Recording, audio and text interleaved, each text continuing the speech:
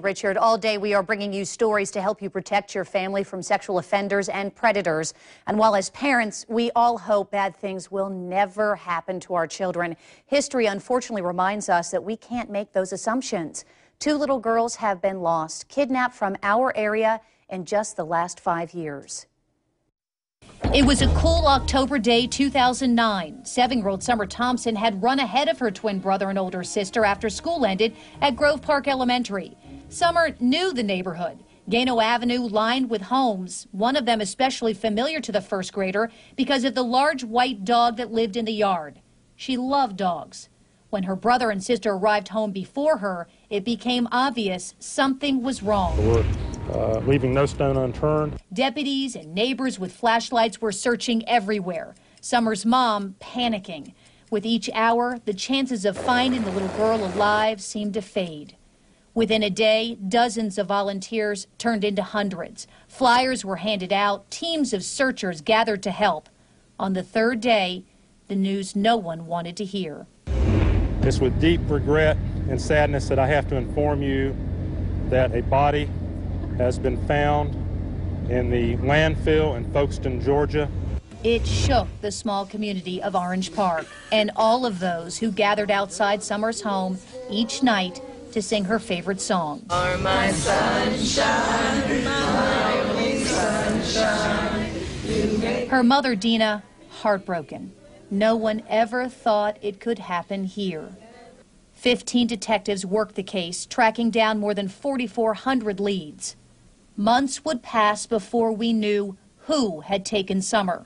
Jared Harrell was arrested in Mississippi. Detectives had talked to him before Summer had ever disappeared.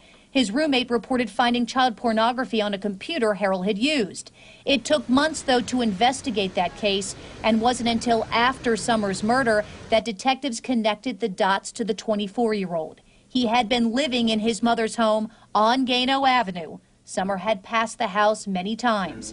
During his confession, he told detectives the first grader had appeared in his doorway looking for the dog she had seen walking to and from school.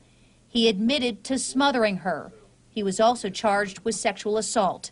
He told detectives he needed help with his fixation on child pornography. He had no arrest record.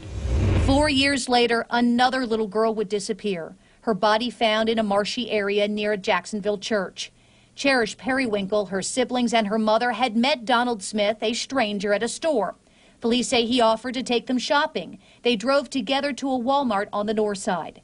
Cherish's mother told investigators he took her daughter to the front of the store to buy her food. She was never seen again until police say they discovered surveillance video of her leaving with Smith and getting into his van. Prosecutors say Smith raped her, killed her, and left her body under a log.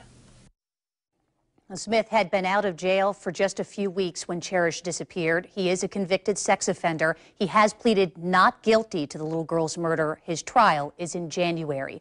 Jared Harrell pleaded guilty to murdering Summer Thompson to avoid the death penalty. He will spend the rest of his life in prison.